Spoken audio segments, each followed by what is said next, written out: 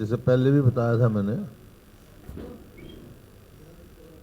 कि पूरे हरियाणा में, पंजाब में तो बहुत ही ज़्यादा बर्बादी हुई है, आज उत्तराखंड में भी हुई, और हरियाणा में बड़ा भारी नुकसान हुआ है।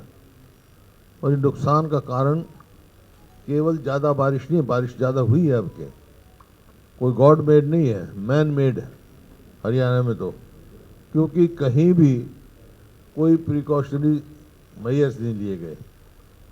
जब भी होती है बारिश, होती है बारिश के सीजन से पहले, फ्लड कंट्रोल बोर्ड की मीटिंग बुलाई जाती है, उसमें पता किया जाता है भाई सारी ड्रेनें साफ़ हैं या और जो भी कार्रवाई, सीवरेज साफ़ है, और बहुत सारे कदम उठाने होते हैं। ये पहली दफ़ा मैंने सुना है फ्लड कंट्रोल की मीटिंग ही नहीं हुई। तो आगे इसी का कारण जहाँ पे भी मैं गया यमुनानगर, जींद, रोहतक, सारे काफ़ी जगह गया, वहाँ यही देखा जहाँ ड्रेन थी वहाँ तो कीचड़ पैदा हुई हुई है। और जो यमुना के साथ साथ जाओ यमुनानगर में और आगे तक चले जाओ तो यमुना का रास्ता ही बदल दिया इलीगल माइनिंग की वजह से, और उसकी वजह से बड़ा भारी नुकसान, कई सौ एकड़ बह गई, 250 एकड़ बह गई, वो गायब ही हो गई पानी। तो इस किस्म की जो बात है, और जो सरकार को मदद करनी चाहिए थी, जो स्टेप्स उठाने चाहिए थे करेक्टिव, वो अब तक नहीं उठाए गए। जो लोगों के हिसाब से, मतलब जैसे बहुत सारे फसल तो मर गई, मकान भी गिर गए, डंगर बह गए, लेकिन जिस हिसाब से मदद करनी चाहिए थी वो नहीं हो रही। कोई ग्राउंड पे कोई मदद नहीं जा रही, वहाँ पे कोई मदद नहीं पहुँच रही है।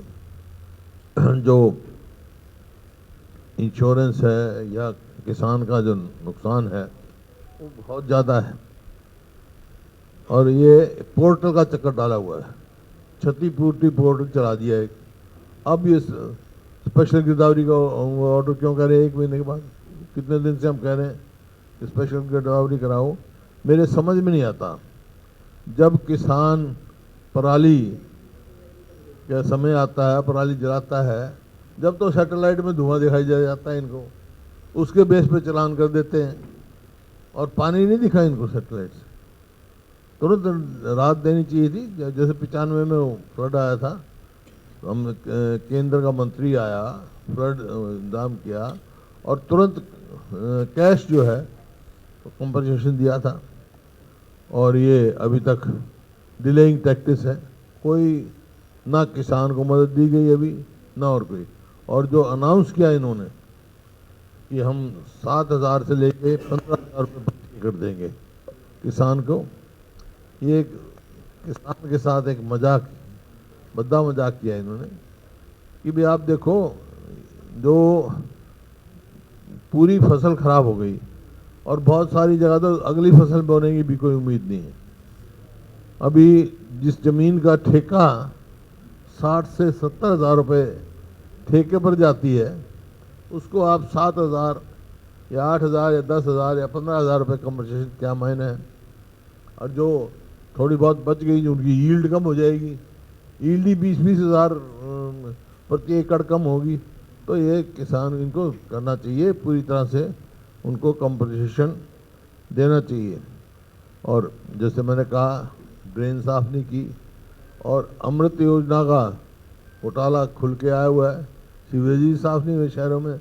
और इस वास्ते सारे शहर, हमारे 11 शहर जो ऐसे हैं जो झोड़ बने हुए हैं, 72 कस्बों में है, 6,000 से ज़्यादा गांव में पानी है।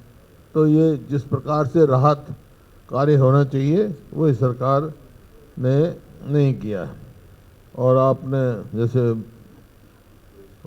पैडी का कहा गया कि हम 15 तारीख से परचेज शुरू कर देंगे, आज तक तो परचेज शुरू हुई नहीं।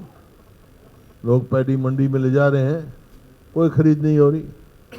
पंजाब में तो एमएसपी से भी कम मिल रहा है, यहाँ पे एमएसपी का कोई मतलब ही नहीं दे, खरीदी शुरू नहीं हुई वहाँ। यहाँ पे पैडी की तुरंत जो है 20 तारीख से पैडी की खरीद शुरू करनी चाहिए, और एमएसपी के साथ बोनस भी देना चाहिए जितना भी हो, जो भी हो सके किसान की मदद करनी चाहिए। वायदा तो इनका था, बार बार चुनाव में कहते थे कि हम 3100 रुपये प्रति क्विंटल देंगे किसान को। कहाँ गया भाई 3100? एमएसपी भी नहीं मिल रहा आपके सामने। इस प्रकार से इनको